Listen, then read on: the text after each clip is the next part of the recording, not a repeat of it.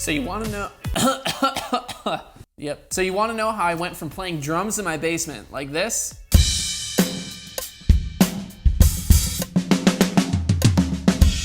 to landing a gig where I play in front of thousands of people, like this? Well, I faked it. Let me tell you how.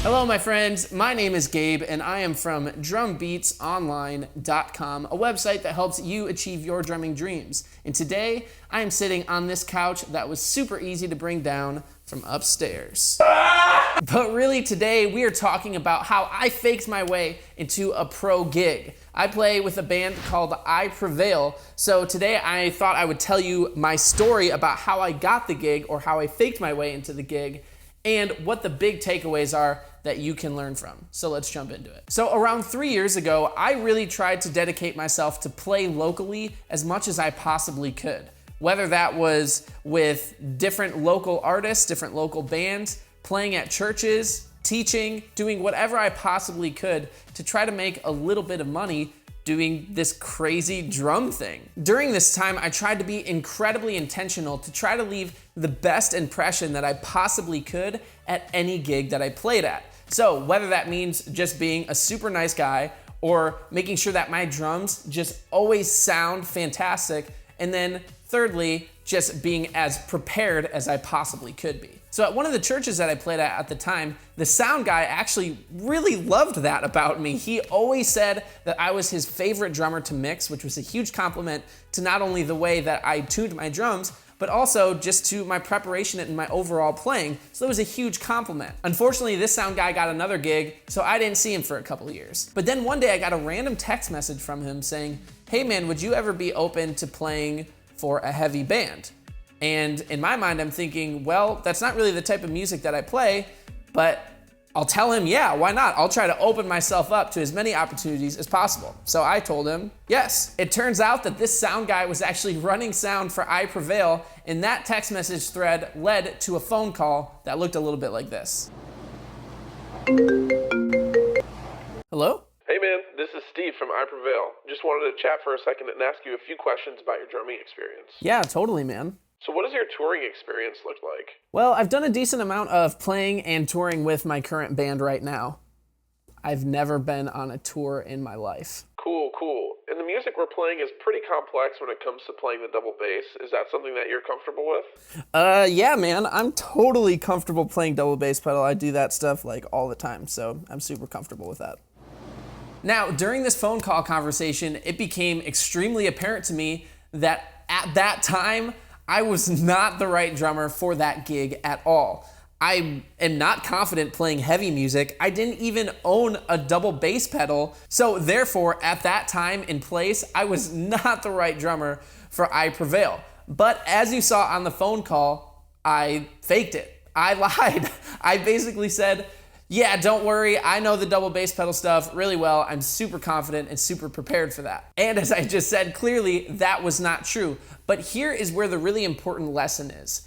I knew that at that time, I couldn't do that. But I had the confidence to know that in the next 4 to 5 weeks, I could work my butt off to get to a place where I was that drummer that I was telling them that I was. And that was the make or break moment for me. If I would have just said on the phone, sorry man, I'm not good at double bass pedal stuff, I'm not your guy, you should look for someone else. Well, then I would have never had the opportunity to get that gig. But why not at least open myself up for the opportunity? If I don't get the gig and I don't make the audition, well, oh well, I tried. But if I don't even have the confidence or the work ethic in myself to really give it my all, then the opportunity will pass me by and go on to someone else. Now kids, I'm not advocating lying, I'm just advocating extreme levels of confidence to where in a few weeks, it won't be a lie anymore. I think that works. Now it's great that I had the confidence that I believed in myself to be able to acquire this skill in a short amount of time.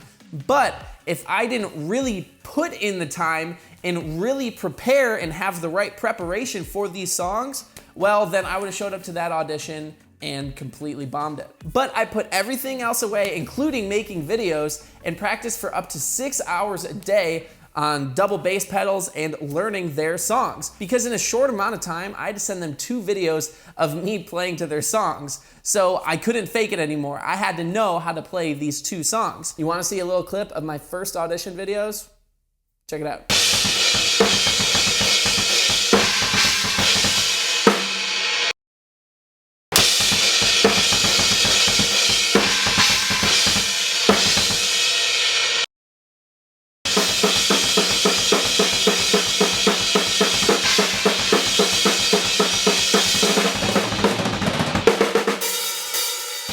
So as you can see in those videos, it was actually a pretty crazy time for me. I just moved into a new house. I had to play those videos in an old guest bedroom, and I was building this studio at the time too, all the while trying to learn these songs for this potential gig. But the moment of truth came up when those guys got back from tour and I had to do a real in-person audition with them and play along to their entire 15-song set. Basically, I showed up to that audition trying to make the best first impression that I possibly could in terms of being friendly, being a nice guy, not trying to seem super nervous, even though I really was. And I tried to have that confidence when I played their songs, even though I was really nervous.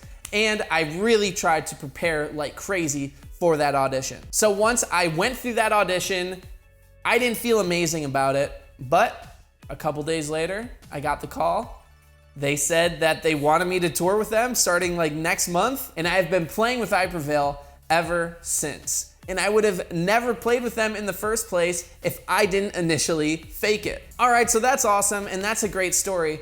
But let's talk about what the big takeaways are that you can learn from this and hopefully try to replicate yourself. The 3 words that I'm sure you heard a lot throughout this story are impression, confidence, and preparation. Now, these 3 terms I think are absolutely vital for you to get more opportunities and for you to succeed more in the opportunities that you do get. So let's talk about leaving a good impression. Now, you can't always control the opportunities that come your way, right? But the opportunities that you do get, you have full control over the impression that you leave. So anytime you have any musical opportunity, whether that's just a conversation with another musician, anytime you play with another musician, even if that's in your basement, anytime you play a gig, anytime you make a video, try to leave the best impression possible. And that includes being the best version of yourself, so just being a good person, having the best sounding drums that you can possibly have. Take time to make your kit sound the best way that it can, so that when people hear it, they say, wow, that sounds great. That leaves a good impression. And also, just by being the best drummer that you possibly can be, always know the material that you are playing more than everyone else that you are playing with. These things all leave great impressions, and when you are the first drummer on people's minds, that's how you get more opportunities. And that's how I got the opportunity with I Prevail from the sound guy from the church. Now, let's talk about confidence. Once an opportunity comes your way, you have to have the confidence to accept it. The goal is to always try to be ready for all opportunities that come your way. But sometimes something just blindsides you that you might not be prepared for. But when that unexpected opportunity comes your way, sometimes you do have to fake it until you make it a little bit. The way I try to think about it is fake it until you don't have to fake it anymore, which might mean the same thing, but to me it just helps illustrate it a little bit better. I had to fake that I knew how to play double bass pedal up until the point where I worked on it so much that I wasn't faking it anymore. I learned it enough to where it's like, oh, well, now I can play the double bass pedal. I just had to fake it first, but then I put in the time and then I could do it. Now let's talk about preparation. Now that you've had the confidence to accept the opportunity, you have to prepare 110% so that you can bring the failure rate so low that it doesn't even exist anymore. You can show up to any audition or to any gig and be so prepared that it's going to be obvious that you are the right drummer for that opportunity. If you're an aspiring working drummer, whether you want more gigs or want to build more of an online following, I actually have a free course where I go over a lot more of this stuff called the Working Drummer Roadmap. This is a great starting place to get you in the right direction towards becoming more of a working drummer, because I know that road can be very confusing sometimes. So I would love to help guide you down it for free. So if you would like, you can get that free 3-part course by clicking the link right up here or in the link in the description below. Or if you are really ready to take it all the way to the next level, you can become a member on drumbeatsonline.com, where I have hundreds of lessons dedicated specifically towards aspiring working drummers. Here you'll find courses like the Drum Career Starter Pack, perfect for those of you who are just starting out, the Gigging Drummer Success Guide for those of you who want to be a gigging drummer, the Online Drummer Success Guide for those of you who want to be more of online drummers, and there are a whole bunch more. Again, you can find that link in the description below. Thank you so much for watching this video and hearing a little bit of my story. Let me know which one of these 3 words you need the most work on in the comment section below. I would love for us to just put it out there so we can get this conversation started so that we can be thinking about these things a little bit more. Thank you again as always, and I will see you very soon. Bye.